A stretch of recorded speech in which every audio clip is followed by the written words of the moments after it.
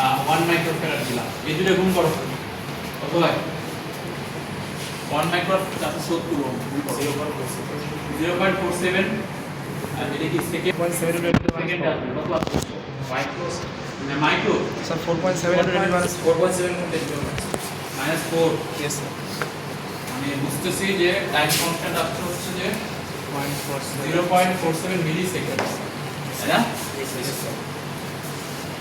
এটা যদি হয় আমার ফ্রিকোয়েন্সি কত হতে হয় সব কত? ধরো 10টা আমরা নিব, 10টা পরিমাণ, তার মানে হচ্ছে 4.7 মিলি সেকেন্ড 1/4.7 মিলি করো তো। sir 0.212 sir মিলি 212.7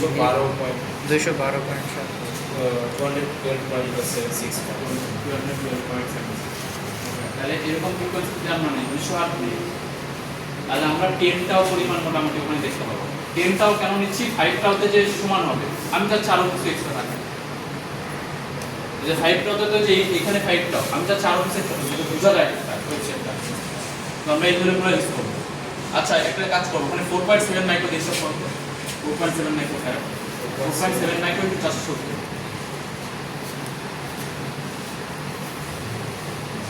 সো হচ্ছে 2.209 মিলি।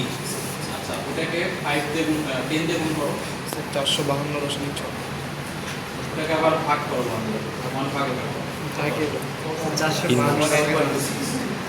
45 ফ্রিকোয়েন্সি 45 আছে, টাইম কনস্ট্যান্ট বাড়লে ফ্রিকোয়েন্সিটা কমবে, কত কম ফ্রিকোয়েন্সিতে আমরা ভালো দেখতে পাবো, তো আমরা এটা ইউজ করবো 200 হার্টজ। তো এইখানে ইউজ করব আমার হচ্ছে যে একটা পালস, স্কয়ার পালস, পালস হচ্ছে যে 0 আর 10 ভোল্টের মাঝখানে, হ্যাঁ, আর এ হচ্ছে যে 200 এটা ইউজ করব। আর এর ভ্যালু হচ্ছে 470 ওহম, সি এর ভ্যালুটা হচ্ছে 1 মাইক্রো ফ্যারাড, ওইখানেও তাই। এল এর ভ্যালু আচ্ছা ওখানে আর এর ভ্যালু 70 ইউজ করব। আচ্ছা টাইম কনস্ট্যান্ট এটা সমান হতে এল এর ভ্যালু কত লাগবে হিসাব করো তো। টাইম কনস্ট্যান্টে তুমি হচ্ছে যে এই 0.47 বসাও, বসাই এল এর ভ্যালু হিসাব করো, এটা ইনটু 470 করো, বুঝছো? এটা করো 220 ওহম না, 220.1 এটা 0.47 এর সাথে 470 গুণ করো, 220.9 220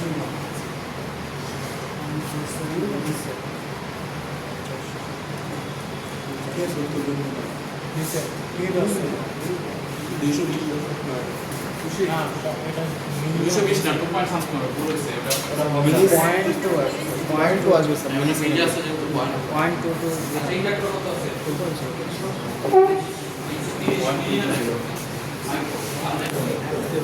তাহলে এটা একটু আমাদের ফিক্স ওইটাই লাগবে, ঠিক করে চেঞ্জ করবো।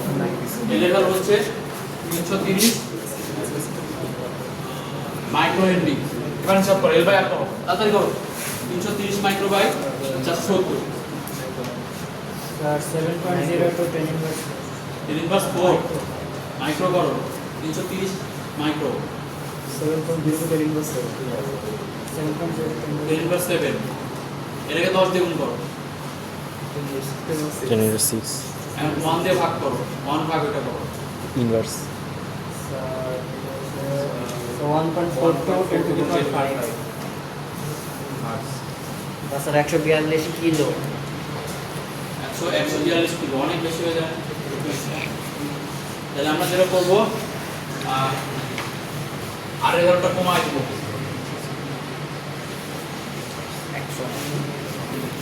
আর এগারোটা ধরো 220, এবার হিসাব করো 1.5 মাইক্রো সেকেন্ড। এটা কি টাইম কনস্ট্যান্ট, এটা 10 দিয়ে গুণ দাও, 10 দিয়ে গুণ দিয়ে 1 ভাগ এটা করো, স্যার এটা হচ্ছে 66,000 কিলো 66 কিলো হার্জ, 66 এটা কিন্তু কাছাকাছি, মানে এটা আনা যায় 66 কিলো হার্জ আনা যায়। তাহলে আমরা এটা ইউজ করবো ওখানে 220 ওহম, এটা 330 মাইক্রো, আর এফটা হচ্ছে এটার ক্ষেত্রে 60 কিলো হার্জ।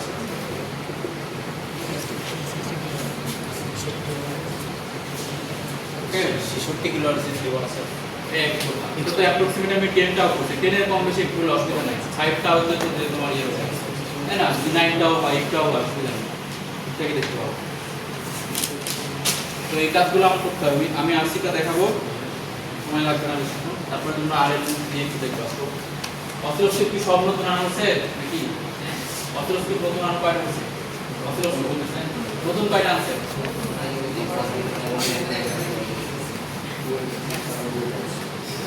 আমাকে একটা অ্যাকসেপ্ট দেন আমি ওদেরকে আগে ওই যে